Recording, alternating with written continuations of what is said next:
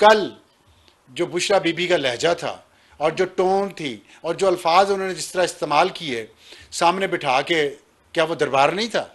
क्या वो दरबारी नहीं लग रहे थे जो खामोशी से बैठे बुशरा बीबी की बातें सुन रहे थे और अपने और बता रही थी वो उनको कि आप लोगों को कैसे कैसे क्या क्या सबूत देना है अपने खुलूस का खान के साथ और अपनी मोहब्बत का खान के साथ और अपनी वफा का खान के साथ।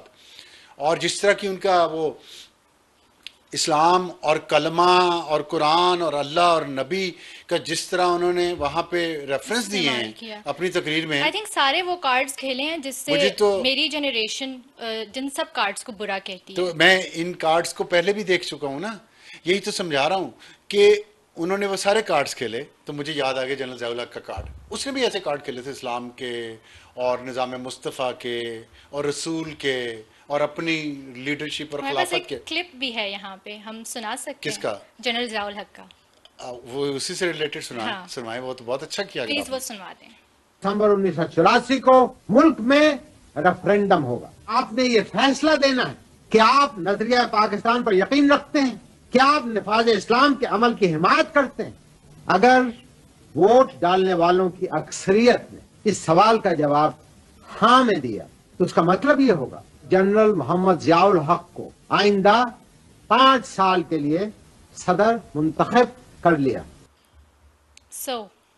तो बड़ा अच्छा आपने क्लिप निकाला, बिल्कुल वही बात। देखिए मैं एग्जैक्टली मुझे यही टोन यही अल्फाज 5 साल कैसा उसने बेहतरीन तरीके से कहा कि अगर आप इस्लाम चाहते हैं, नज़रिया पाकिस्तान पे आपका ईमान है। और कल जब मैं बुशरा बीबी की वो तकरीर सुन रहा था ना जो बाहर आई है, और बड़ी मज़ेदार उन्होंने बातें की। मसलन उन्होंने कहा जो कलमे का असल मतलब समझता है, सच्चा कलमा गो और गैरतमंद मुसलमान, वो खान के लिए बाहर निकलेगा। तो पहला सवाल जो मेरे जहन में आया, लोगों के जहनों में भी आया, क्या बुशरा बीबी खुद निकलेंगी? क्या बुशरा बीबी के माशाल्लाह 5 बच्चे जो हैं यहाँ पे ग्रोन अप हैं वो निकलेंगे? क्या खान साहब के बच्चे लंदन से आके यहाँ पे निकलेंगे? जब आप दूसरों के बच्चों को कह रहे हैं कि गैरतमंद बने, सच्चे कलमा गो बने और बाहर निकलें। अच्छा फिर उन्होंने क्या कहा? उन्होंने कहा कि जितने उनके सामने ऑडियंस में बैठे हुए थे, जिनको अगर किसी और सियासी जमात में होते तो आप लोगों ने कहना था दरबारी हैं, बेचारे खामोशी से बैठे सुन रहे थे, उनको वफा का मतलब बताया, लॉयल्टी का मतलब बताया बुशरा बीबी ने। और उन्होंने कहा, उन्हें चैलेंज किया कि आपकी वफा का इम्तिहान है, आप सबकी। अच्छा वफा के इम्तिहान से वो ले गई बात को। वो जो शेर है अल्लामा इकबाल का बहुत, और हमारे नबी पाक सल्लल्लाहु अलैहि वसल्लम के लिए उन्होंने अल्लामा इकबाल ने लिखा था। लेकिन मुशरा बीबी ने क्या कहा?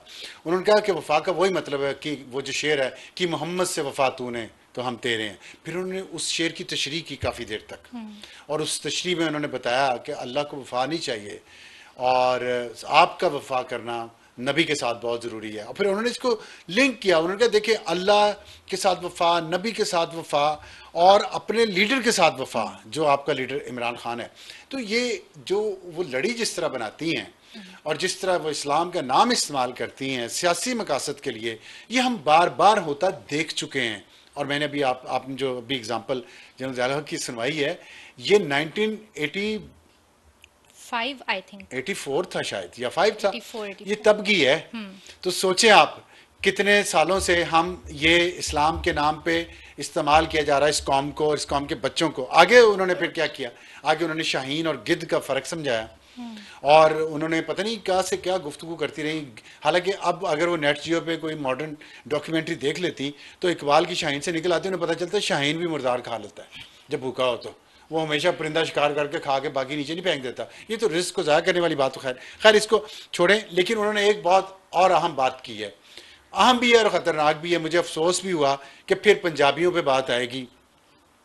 हमारे पख्तून भाई जो हैं, मेरे दोस्त भी हैं और मुझे मेरे नाकिद भी हैं, वो मुझे तनकीद का निशाना भी बनाते हैं। कभी मैं अगर उनकी नाजायज़ जो लसानियत परस्ती है उस पर तनकीद करता हूँ तो, क्योंकि पंजाबी होने के नाते मेरा नहीं ख्याल कि हमें गाली खानी चाहिए पंजाबी इलीट के गुनाहों पे। लेकिन पंजाबी इलीट, बुशरा बीबी पंजाबी इलीट को रिप्रेजेंट करती हैं।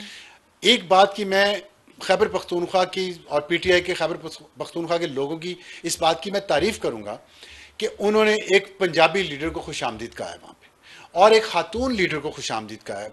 वरना पख्तून कल्चर में खातून लीडर को एक्सेप्ट किया जाना और वो पंजाबी भी हो, बड़ा मुश्किल काम है। तो बड़ा हौसला बुशरा बीबी का भी है कि वहाँ उन्होंने इतनी कमांड एंड कंट्रोल से बात की, और वहाँ जो लीडरशिप बैठी है पख्तून, और उसमें पंजाबी भी कुछ थे, उनको भी मैं ये ख़ास तौर पे पख्तून लीडरशिप को सलाम करता हूँ कि उन्होंने कम अज़ कम ये एक बहुत खुले दिल का मुजाहरा किया है कि उन्हें पंजाबी और ख़ातून लीडरशिप को कबूल किया है। लेकिन अगली जो बात है ना जो उन्होंने की है, वो मुझे लगता है कि वो बात उनका पीछा करेगी और पंजाबियों का पीछा करेगी। लेकिन मैं आज ये बताना चाहता हूँ सारे पख्तून भाइयों और बहनों को कि वो पंजाब को गाली ना निकालें इस बात पे, वो पंजाब की इलीट को पूछें और अपनी इलीट को पूछें, पख्तून इलीट जो उस पंजाबी इलीट के साथ मिलकर आज फिर आपको बेवकूफ़ बना रही है। और क्या कहा उन्होंने कहा आप पठान हैं और पठान एक गैरतमंद और जिहादी कौम है। ये उन्होंने अल्फाज इस्तेमाल किए वहाँ पे, और आपने साबित करना है कि आप कलमा गो हैं, साबित करना है कि आप कलमा गो हैं। और फिर टीपू सुल्तान पे बात ले गई, और फिर मीर जाफर भी उधर ही टीपू सुल्तान के कैंप में घुसेड़ दिया उन्होंने। हालांकि मीर जाफर के टीपू सुल्तान से कोई ताल्लुक नहीं है, वो तो बंगाल का है। तो मतलब अगर पख्तून ना निकलेंगे तो वो कलमा गो अपना होना साबित नहीं कर पाएंगे, वो गैरतमंद नहीं होंगे, वो जिहादी होंगे। अब मुझे इससे याद आ रहा था, गैरतमंद और जिहादी हमें जो पंजाबियों को ताना दिया जाता है पख्तून भाइयों बहनों की तरफ से, वो ये है कि पिछले 45 साल से हम अफ़गानिस्तान में जंग जारी है, और जिसमें पख्तूनों को ये शिकवा है कि पंजाबी इलीट ने उनको इस्तेमाल किया जिहाद के लिए। 45 साल से वो जिहाद जारी है आज तक। आज भी खैबर पख्तूनख्वा में दहशत गर्दी है, वहाँ के लोग मर रहे हैं, वहाँ का इंफ्रास्ट्रक्चर तबाह हो चुका है, वहाँ का हेल्थ और एजुकेशन का निज़ाम तबाह हो चुका है, उस पर कोई काम नहीं हो रहा। वहाँ आज फिर 45 साल गैरतमंद पख्तून कौम को जिहाद में इस्तेमाल करके आज एक फिर इलीट पंजाबी लीडर वहाँ जाके कह रही हैं कि आप गैरतमंद हैं, आप जिहादी हैं और निकलें जिहाद के लिए। मतलब अब एक दफ़ा फिर पख्तूनों की एक और नई नस्ल, उसको आप जिहाद करवा रहे हैं। इस वक्त जिहाद का रुख इस्लामाबाद की तरफ है। तो मैं ये जानना चाहता हूँ ये इसके पीछे क्या क्या हिकमत है, क्या इसके पीछे आप लोग ये पख्तून और पंजाबी को लड़वा रहे हैं और पंजाबी लीडर जाके ये बात कर रहा है। तो खैर ये बहुत ही अफसोसनाक एक बात है और मैं इसकी मजम्मत करता हूँ कि आप पख्तूनों को जिहादी कह के और फिर वहाँ नारे लगवाए उनसे अल जिहाद अल जिहाद। मुझे बताइए, ये एक ताकत का खेल है, इक़्तिदार में आना चाहते हैं आप, एक इक़्तिदार में हुकूमत आएगी उसको निकाल के और अब इसको हक व बातिल की जंग बना रहे हैं। हालांकि असल बात ये है, चलिए आप सवाल कर लें, असल बात में बात नहीं, सवाल नहीं है। मैं यही कहना चाह रही हूँ कि आई थिंक तहरीक इंसाफ की लीडरशिप पे लोग ट्रस्ट भी इसी वजह से कर रहे थे कि इस तरह के स्लोगन्स हम नहीं सुन रहे थे। हमने माजी में मरियम नवाज साहिबा के मुंह से भी जिहाद का वर्ड सुना है, तो ये लेकिन अब साबित हो रहा है कि ये चीज़ें सभी यूज़ करते हैं। जहाँ पे जिसको जो कार्ड सूट कर रहा है वो वहाँ पे आपको इस्तेमाल कर रहा है। आपको बस हिस्टोरिकल रेफरेंसेस होना और हिस्ट्री का पता होना, बैकग्राउंड होना बहुत ज़रूरी है, जो कि शायद हम नहीं जाते, तो पढ़ने की तरफ नहीं जाते। तो चलिए नहीं पढ़ते, कोई बात नहीं। जो जिन्होंने पढ़ा हुआ है, जो जानते हैं हिस्ट्री को, अगर कोई वो बात करें तो उसको सुन लेना चाहिए, तो बगैर शक व शुबे के, बगैर भमें ऊपर किए और बगैर गाली निकाले, बगैर उसको लिफाफा कहे, बगैर उस पर तनकीद किए सुनना तो चाहिए। अब आप जो खुद आगे कह रहे मौरूसी सियासत का, अब आपको समझ आ रही है कि ये गालियां जो पिछले 25 साल दी गई हैं हमको, उसका हिसाब कौन देगा? उस पर कलमा को क्या कहते हैं, उस पर हर वक्त रेफरेंस अल्लाह और रसूल का देने वाले क्या कहते हैं। अब देखें, मैं आपको बताऊं कि उन्होंने एक बात और कही है, आपके लिए भी, ये आपकी जनरेशन के लिए बहुत ज़रूरी बात है। और उन्होंने जब ग्रुपिंग की बात की, मीर जाफ़र और मीर सादक की बात की है, तो मीर जाफ़र तो बंगाल है ना, और मीर सादक था टीपू सुल्तान के पास। तो जो टीपू सुल्तान बनाना चाह रही हैं पख्तून बच्चों को, तो उस पर लोग कह रहे हैं ना अपने बच्चे भी लाए ना, पंजाबी जो हैं कह रहे हैं ना, और पंजाबी लीडरशिप भी लाए, हमाद अज़हर भी अपने बच्चे लाए, सलमान अकरम राजा भी अपने बच्चे लाए। इनका टेस्ट है एक्चुअली, सलमान अकरम राजा और हमाद अज़हर लोग नहीं निकाल पाएंगे पंजाब में से, और ये इसलिए पख्तून बच्चों को दोबारा से निकाला जा रहा है। तो बड़ी बदकिस्मती की बात। और उन्होंने बहुत एक ऐसी बात की है जिसकी आप लोगों को उस पर सोचना चाहिए। उन्होंने कहा, मीर सादिक मीर जाफ़र का रेफरेंस देते हुए, कि हर कोई लीडर नहीं बन सकता। बड़े उन्होंने तंज़ी अंदाज से कहा है, लीडर वही बनता है जिसको अल्लाह चुने। बिल्कुल ठीक है, किस्मत की बात होती है, नसीब की बात होती है, मैं मानता हूँ ये बात।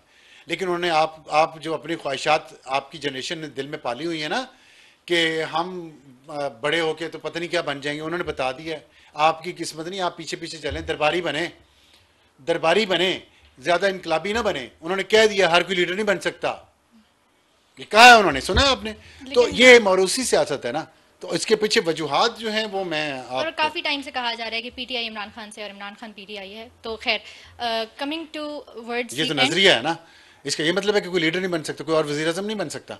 हाँ नहीं, ये इमरान खान मैं या बुश उसको अभी भी भी नहीं वजीर आजम justify बनेंगे, नहीं करी, बिल्कुल भी नहीं करी, लेकिन कर इमरान भी नहीं खान सकते। अब आप हकीकत इतनी चकाचौंध है, इतनी अयां है, इतनी रोशन है, इतनी आपके सामने है हकीकत कि अब आप लोग शायद शर्मिंदगी में मुस्कुरा ही रहे हो। अच्छा, वज़ीर आला और खान साहब की जो मीटिंग हुई, वज़ीर आला केपी, आज जो पटियाला में मीटिंग हुई है, उस हवाले से कोई देखिए प्रिसाइजली मैं डिटेल्स बता दें, इसका शेयर जवाब कर देता हूँ, दें एक जो। छोटी सी बात कर लूँ कि ये जो अब हुआ है ना, मोरूसी सियासत पे अपने निकाले हुए अल्फाज दोबारा खाने पड़ रहे हैं, इससे समझें, इससे सोचें कि दूसरी साइड का व्यू जो होता है ना, जरूरी नहीं है वो गलत हो सकता है आपका पर्सपेक्टिव ही ना हो, आपने वो साइड देखी ही ना हो, पढ़ी ही ना हो, सुनी ही ना हो। तो अगर आपको कुछ लगे कि यार ये बंदा मुख्तलिफ बात कर रहा है, तो उसको गाली ना निकालें, सुने ध्यान से। यही जमहूरियत है, मुझे यही यहाँ पे सियासत है। एक और भी बात याद आ रही है, छोटी सी बात है, मैं जल्दी से कह दूं। जब इलेक्शंस हुए थे और उस टाइम पे पीपल्स पार्टी ने कहा था कि हम पीटीआई के साथ गवर्नमेंट बना लेते हैं मिलके, तो उस टाइम पे पीटीआई के मेरे कुछ दोस्तों ने बहुत ज़्यादा क्रिटिसाइज़ किया था, इवन मुझे। मैंने ये आइडिया सपोर्ट किया था, I was supportive of this idea कि पीटीआई को अगर गवर्नमेंट बनानी पड़ती है तो कर लें, लेकिन उन्होंने कहा था कि पीटीआई हमेशा से अगेंस्ट रही है इन्हीं पार्टीज़ के, तो इन्हीं के साथ बैठ के तो गवर्नमेंट बना ले। तो अब देखें कि जिन चीज़ों के आप हमेशा अगेंस्ट रहे हैं, आज आपको वही काम करना पड़ रहा है। तो if you have to sit with political parties, तो ये कोई गाली नहीं है। एस्टैब्लिशमेंट के साथ बैठने से बेहतर है कि आप political If you parties have के the साथ बैठ जाएं। You have to sit with political Yes. parties if you are democratic Yeah. and if you are a politician. हाँ, अगर आप आमिर बनना चाहते हैं, आप फैशिस्ट बनना चाहते हैं, डिक्टेटर बनना चाहते हैं, चाहे वो सिविल हो या मिलिट्री हो, फिर आप कहें मैं नहीं बैठता किसी के साथ। और ये आप आइए ऊपर ऊपर से कह रहे हैं, आपने मीटिंग की बात की है, अंदरों अंदर ही सब कुछ चल रहा है। ये झूठ बोल रहा है शेख वकास अकरम का आज ट्वीट मैंने देखा, पता नहीं आपने देखा कि नहीं देखा? मैंने देखा है। देखा आपने? अच्छा, उसमें वो हम शायद चला भी मैं सकते सॉरी हैं। मैं ये झूठ का लफ्ज़ नहीं मुझे कहना चाहिए था, ज़रा सख्त है, गलत बयानी कर रहे हैं शेख वकास अकरम साहब। और अफसोस है मुझे इस बात पे कि उन्होंने ये बात की है, क्योंकि बिल्कुल बातचीत चल रही है और बिल्कुल पॉसिबिलिटी है कि 24 नवंबर को प्लान चेंज हो जाए, इसकी पॉसिबिलिटी है। हालांकि तैयारी पूरी कर रही है पीटीआई, लेकिन वो देखिए दो इश्यूज हैं, सीधी सी बात है। खान साहब ये चाहते हैं कि लोग बाहर निकले 24 को, लीडरशिप नहीं चाहती जो यहां बाहर है। और इस लीडरशिप क्यों नहीं चाहती? क्योंकि लीडरशिप को ग्राउंड रियलिटीज का पता है, लोग थक चुके हैं, लोगों के पास लोगों का एतबार नहीं रहा, और पैसे नहीं है, रिसोर्सेज नहीं है। तो अब सारा सूबे पे काम कुछ नहीं हो रहा, सारा सूबे का पैसा इस तरफ लग रहा है और पंजाब से निकल नहीं रहे। पंजाब की लीडरशिप टोटल फेल हो चुकी है पीटीआई की। अब आप देख लीजिएगा, इस दफा भी पंजाब से नहीं कुछ भी होगा, जो आएंगे वहीं से आएंगे, और यहाँ आएंगे जो लेकिन अब तो इस्लामाबाद में दफा 144 भी नाफिज हो गई है, तो ये देखना है कि चीजें कहाँ जाती हैं। उनको सख्ती से रोका जाएगा, हर कदम पे रोका जाएगा, लेकिन फिर भी आखिर में मुकमकाई होगा, ये मैं आपको भी बता देता हूँ। अच्छा, ठीक है। और मुकमका इसलिए हो रहा है कि अल्टीमेटली तो आप लोगों ने बैठ के टेबल पे बात करनी है। अल्टीमेटली बैठेंगे, ये सवाल अपनी जगह बरकरार है। इसके लिए दो फैक्टर्स बड़े जरूरी हैं, आपको ध्यान में रखना। एक तो ये है कि अलकादर जो ट्रस्ट है ना, 190 मिलियन पाउंड का जो केस है, उसका फैसला आने से पहले खान साहब चाह रहे हैं कि अवाम निकल आए बाहर, क्योंकि वो फैसला आने के बाद उनकी जो इंटरनेशनल स्टैंडिंग है, इंटरनेशनल प्रोपेगेंडा है, वो जो कहते हैं ख़त्म हो जाएगा, उसमें जान नहीं रहेगी। और इंटरनेशनल प्रोपेगेंडा करना, अब अगर 24 नवंबर के एहतजाज में बच्चे और औरतें आगे हुए, लोगों के, पख्तूनों के ख़ास तौर पे, और बुशरा बीबी के या पंजाबी लीडरशिप के नहीं होंगे, तो फिर और खुदा ना खास्ता किसी की जान चली गई, तो इंटरनेशनल प्रोपेगेंडा के लिए बहुत मौका मिलेगा। और इंटरनेशनल प्रोपेगेंडा क्यों ज़रूरी है?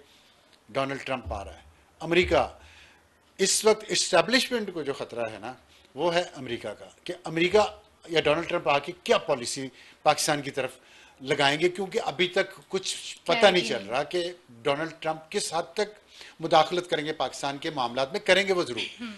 तो वो खान साहब अवाम को बाहर निकाल के अमेरिका की अटेंशन लेना चाहते हैं कि वैसे इतने लोग हैं, और अगर वहाँ बहुत ही निकल आए फ़र्ज़ करें तो वो जीत जाएंगे।